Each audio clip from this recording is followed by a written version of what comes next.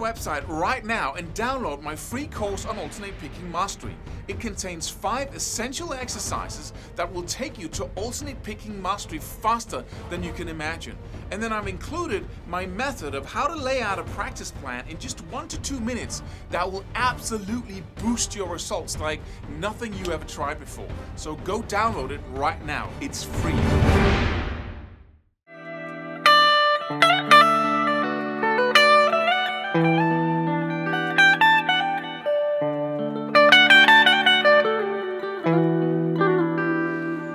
Hey, in this video, I'm going to identify the real challenge when you solo. Because we rarely figure out what the real reason is that we're struggling. And so we keep practicing stuff that's not really helping us, right? Because we start on the wrong foot, basically, when it comes to soloing. We're told that you need scales, right? You need to practice scale shapes, and so you know where the notes are. But secondly, you need licks, so you practice licks. And so that's what you do. And then, boom, you can play a solo, right? You can play like whatever your lick is, you can use that lick to play a solo, and then you can add new licks, and then, but if you think about it, if you play 2 sets one night with a band, and you have to fill that out, all those soloing parts with licks, you need 100 licks, and you can't remember that much, I promise you. You can't keep a library in your head of 100 licks that you can then pull out intuitively. So you forget stuff, and you get a little nervous also, right? So you can't remember anything, and then you come up with all kinds of reasons why you're struggling, why your soloing won't come together. It's because I don't have enough licks. It's because I'm not creative enough in the moment. I just run out of ideas, and it just feels, the strings gets weird, and it feels weird to play the guitar, and I get nervous even when I'm playing with the guys, just rehearsing or practicing, right? Or you say, it's because I'm stuck in the first position blues scale shape. I'm only using that. It doesn't work. I need to learn more scale shapes, right? That's the problem suddenly. But it's not. It's not the problem, right? Or it's like my techniques are not down. I can't pick properly. It's just, I want to do all kinds of stuff. I hear all kinds of cool stuff in my head, but I can't play it. So the reason why I'm not having my soloing at the highest level is because I'm not able to play the stuff in my head. That's the reason. But that's totally overwhelming, because if I was able to do that, my alternate picking, my hammer-ons and pull-offs, my phrasing ability, my vibrato and bending and, sliding and tapping and all of that stuff should be together. So it's like a never-ending road of just working on stuff in order for me to get to the point where I can solo. So let me just practice some over a jam track and have fun, right? And that's what happens, because it seems so overwhelming. But you need to take the different approach, and this is how to do it. You need to say, what is the challenge really? Be intelligent about it. Be structured and have a strategy for how to figure out what is the problem. And if you got a lot of things going on, if you have like a dish, right, with 1,000 ingredients, then how are you going to figure out what is what, right? How are you going to figure out how to change? You need to taste every single ingredient. You need to bake a much simpler cake or make a much simpler dish and start from the simplest of ingredients and just add that or add these spices so you can, yeah, okay. And then you build and build, and suddenly you figure out what the real problem was. It's too much vinegar. That's the taste right? But you have to focus on simplicity in that process of figuring out, where should I put my effort? Where should I put my focus in order for me to really make some progress here? Because most people, they just ask, okay, what's the reason for why I can't solo at the level I want? Nah, I'm running out of licks. Bam! You go directly to learning more licks, right? That analytical phase is just non-existent. We just do whatever the culture does, what other people do, right? Oh, what's the reason why I don't come? I'm missing scale shapes. Bam! You go into practicing scale shapes. And you make very little progress on the real issue, which is soloing. There's nothing wrong with practicing any of these things. It's just not the problem, right? So why not go straight to the problem, handle it, and then you can, because all of these things I've just been mentioning to you are luxury tools. The scales. You don't need more than the first position blues scale shape or minor pentatonic. Unless you're playing, complex jazz. You don't need any more than that, in fact, right? Even there. But you don't need all these tools, but they're luxury tools. They expand what you can do on this instrument, right?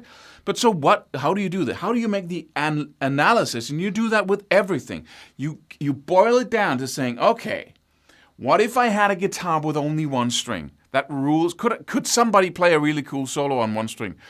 Yes, right, And you often hear these people say, it's not about all the technique, man, and playing fast and all the complex scales and ideas.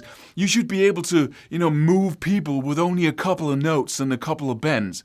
While that is most often an excuse not to practice and become better, because you just do that, and then you have a reason to say, oh, he's practicing like a maniac. I would like that, but I can't get there anyway, so why not make up an excuse and sit in my little corner and play 2 notes, then I don't have to practice, but I can be superior to that guy. Super smart, right? No effort. I'm superior, because I'm higher than him. He just goes for the technique and the superficial, right? It's just amazing what we do. But that doesn't change the fact that it's actually true. That you need to boil it down. If you can't play freaking 3 or 4 notes over 2 chords and have 8 or 16 bars go along and really enjoy playing those 4 or 5 notes or 3 or 4 notes, and really entertain people with it, you can't do anything else. It doesn't matter how many scale shapes you learn. It doesn't matter all the it doesn't. Because that is the fundamental challenge of soloing. If you can do that, then you have that golden core of a foundation, and you can add scale shapes, arpeggios, new techniques, tapping, hammer-ons and pull-offs, phrasing, bending, all kinds of stuff on top of that. And every single time you learn a new thing, it's going to add to what's already good. So you're just going to develop and develop and develop, because now you focus on the core challenge of soloing. You have that handled. Right? It's like driving a really cool car, and then you add that stereo to it, you add the cool wheels, because the car, instead of you have a wreck of a car, it's rusty, it's, and then you put in the cool stereo, and the car's just almost breaking down. It's not going to make a cool car, right? Because it's crap, right? That's the same thing we do when we try to practice soloing. So focus on the core of it. What's the core of it? What is it, right? And what is it? Well, it's playing 4 notes over. Let me just play a couple of chords here like I did in the beginning. And then you can start practicing this this skill. And then another chord. Just something simple. Right? And then I have 4 notes. This is a E minor 7 and a D major chord, and we're in the key of B minor. Right, so you can use the pentatonic scale, the minor pentatonic, B minor pentatonic, 1st position, 7th fret here. Right, and you can use the B natural minor. But that's not really the point.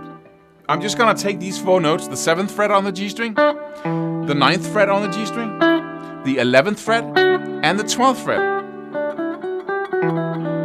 And I'm going to investigate, first of all, what notes sound good over what chord.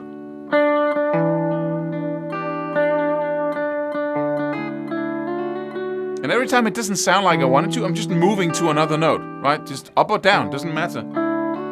Okay, this done. Right?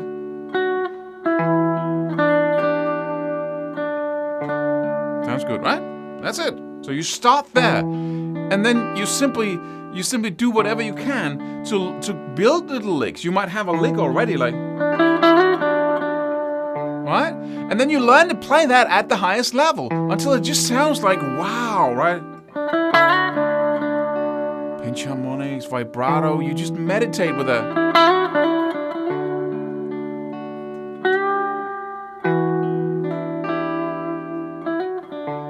You get to know the notes, you get to know the chords. This leads somewhere, I promise you.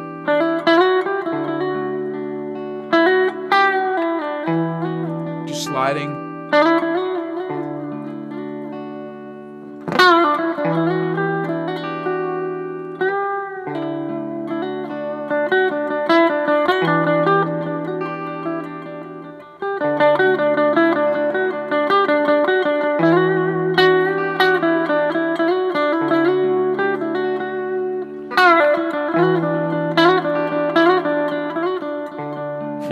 Keep on doing it. If you can do this, you can add all the fancy stuff, right? On top of that, and you can add new scale shapes. But Claus, this is only one place in the scale, and it's 4 notes on 1 string. What would I learn by that? That's because you think in scale shapes. And 2, this is playing actual. This is actual soloing. This is, and just imagine if you had like a track in, let me see, like a little bit more up-tempo, a little more aggressive. Like we got the E blues scale again.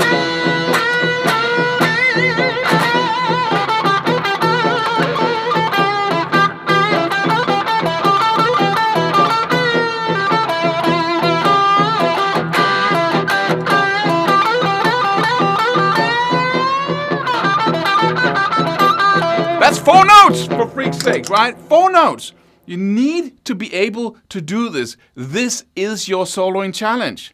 You just stay there for bars and bars. You just go on and loop again and again and again. 4 notes, right? The most songs are only 4 notes, right?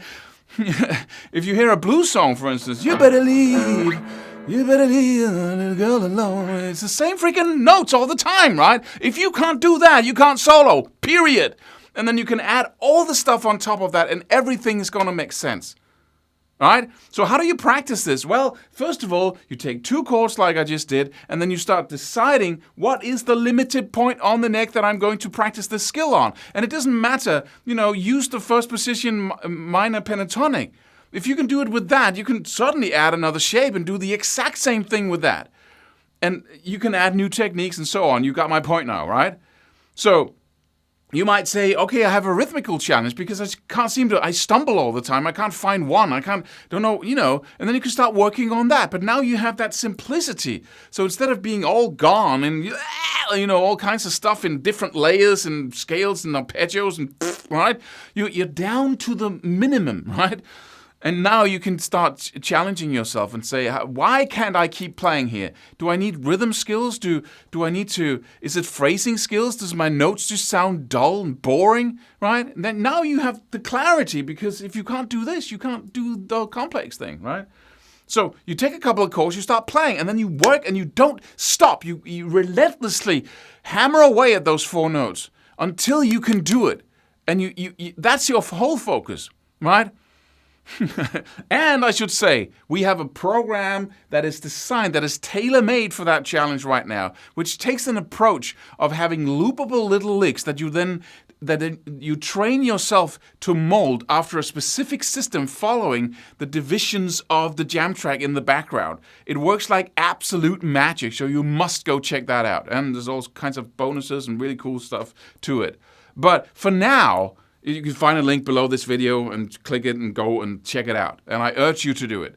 But for now, play a couple of chords on your looper pedal, and I hope you have a looper pedal. If you don't have a looper pedal, sell your guitar. No, that doesn't make sense. But sell something else. Buy the cheapest one you can find. Used, beat up, as long as it works. You must have a looper pedal in order to be able to play a couple of chords designed by you. And then start, just take four notes and start practicing this. And don't stop until you can do it. Or just take 2 notes. I don't care. Just learn to do it. Okay, enough ranting from me. I look forward to seeing you in the video tomorrow where we're going to talk more about soloing. Subscribe for more free videos. Do it. Do it now. Do it.